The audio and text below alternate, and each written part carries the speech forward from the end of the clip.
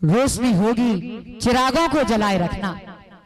अरे लहू देकर हिफाजत हमने की जिसकी, ऐसे तिरंगे को सदा दिल में बसाए रखना, ऐसे तिरंगे को सदा दिल में बसाए रखना। और हमारे बीच में हमारे परम आदरणीय दाऊ साहब श्री शंकर राजा का भी आगमन हो चुका है। हम अपने भाई साहब से अनुग्रह करना चाहेंगे कि वो उनका तिरंगे के सम्मान की वैसे स्वागत वंदन अभिनंदन करें।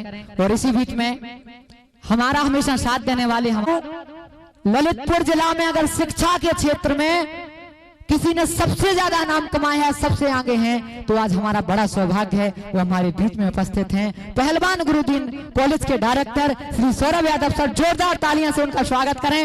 और ऐसी कोई डिग्री नहीं जो अब उस कॉलेज में ना हो। एक समय था जब हमारा एक दोस्त था, उसे करना था बी फार्मा।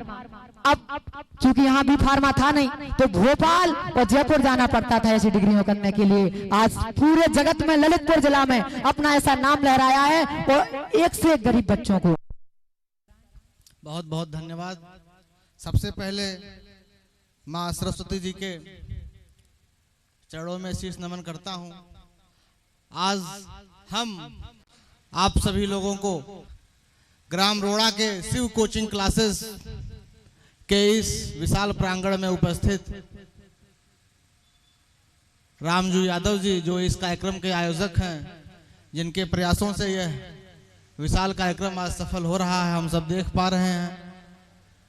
उनके विद्वान शिक्षकगण, सामने बैठे हुए होनहार विद्यार्थी, मंचासीन अतिथिगण, मैं आप सभी लोगों को स्वतंत्रता दिवस की हार्दिक शुभकामनाएं देता हूं, बधाई देता हूं कि आज हम लोग 77वां स्वतंत्रता दिवस आजादी के अमृत महोत्सव के रूप में मना रहे हैं। अभी बहुत से छात्रों द्वारा बहुत ही अच्छा, मनमोहक, शानदार प्रस्तुति दी गई। इससे यह प्रतीत होता है, लगता है कि यहाँ के स्टाफ द्वारा, यहाँ के शिक्षकों द्वारा कड़ी मेहनत करके आप लोगों को सिखाया गया है, बताया गया है। यह उम्र है जो सीखने की है। क्लास 12 तक, कक्षा 12 तक जो छात्र आप लोग यहाँ सीख लेंगे, जो छात्र क्लास 12 तक जैसा होता है आजीवन वैसा ही रहता है। इसलिए क्लास 12 तक पोस्ट मैट्रिक तक की पढ़ाई बहुत ही मन से, आदर और संस्कार से करें और सीखें। हमारा देश तो आजाद 77 साल पहले हो गया था। उस समय बड़ी समस्याएं थी, चलने फिरने के लिए इतने अच्छे वाहन नहीं आते थे, कृषि के लिए इतने अच्छे साधन नहीं थे। आज तो कृषि यंत्रों की भरमार है, किसानी भी आसान हो गई है, पढ़ना भी आसान नहीं था। उस समय कोई स्कूल कॉलेज थे ही नहीं। पढ़ने के लिए लोगों को दिल्ली या इलाहाबाद, बड़े बड़े महानगरों में जाना पड़ता था। आजादी के समय तो हमें लगता है एक भी स्कूल कॉलेज ललितपुर जनपद में नहीं रहे होंगे। धीरे धीरे खुले, पढ़ने का आप लोगों को मौका मिला। ऐसा मौका जो आप लोगों को आज मिल रहा है, ऐसा प्लेटफॉर्म जो मिला है कि हर गांव में विद्यालय हैं, स्कूल हैं, आप लोग शिक्षा ग्रहण कर सकते हैं। आपके माँ बाप को, आपके दादाजी को, उनको ये सुविधाएं नहीं थी। इसका आप लोग फायदा उठाएं।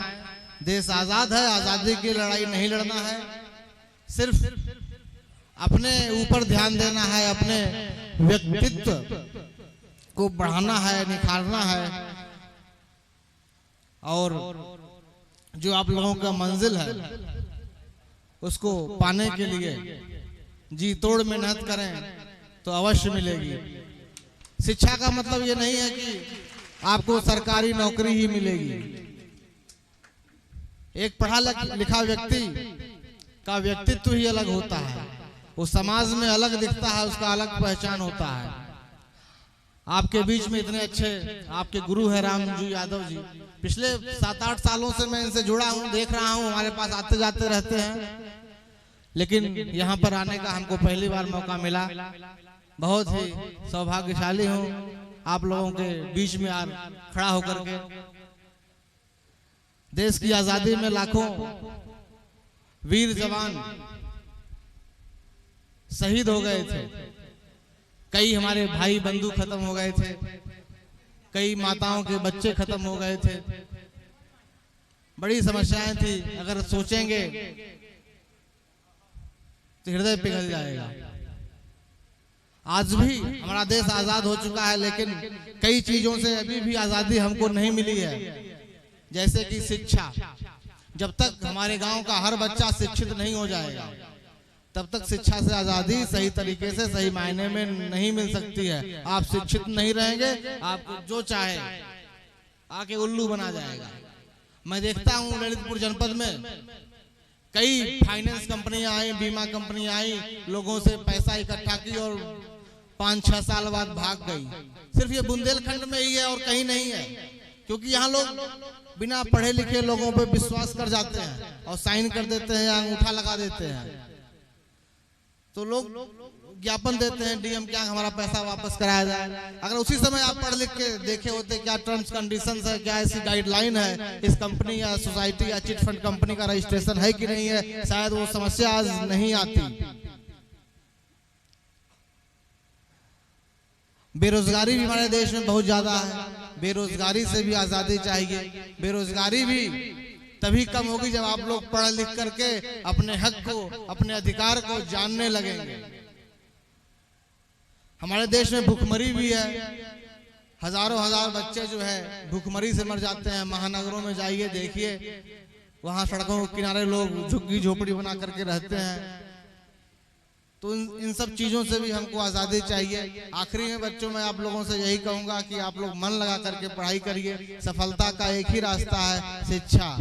आप जितना अच्छा पढ़ लेंगे, जितना अच्छा अपने व्यक्तित्व को सुधारने में जितना समय देंगे, आप आगे चल करके उतने ही सफल होंगे। आप जो हमारे पूर्व में सफल महान व्यक्ति हैं, उनके इतिहास को पढ़िए, उनको जानिए।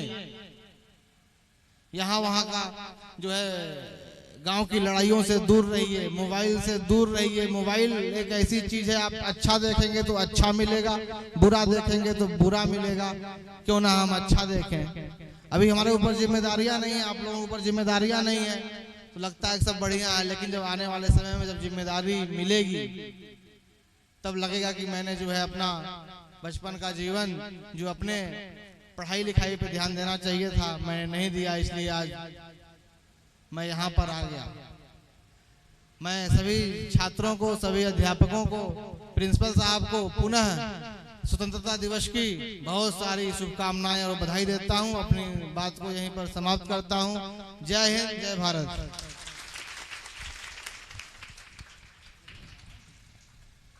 बहुत शानदार, जोरदार तालियां बजाएं। और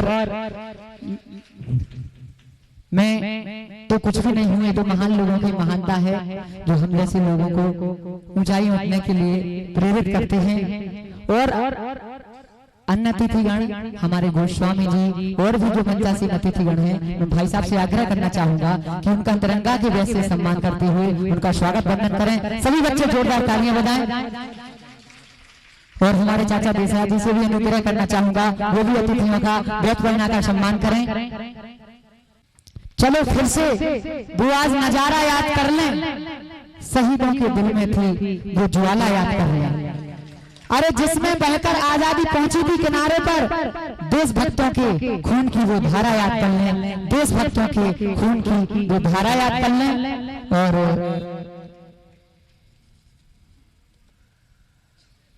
उनके आने से मिली हमें खुशी, उनके आने से जरूर मिलेगी हमें खुशी। गीत सुनाने आ रही हैं रौनक और खुशी, गीत सुनाने आ रही हैं रौनक और खुशी।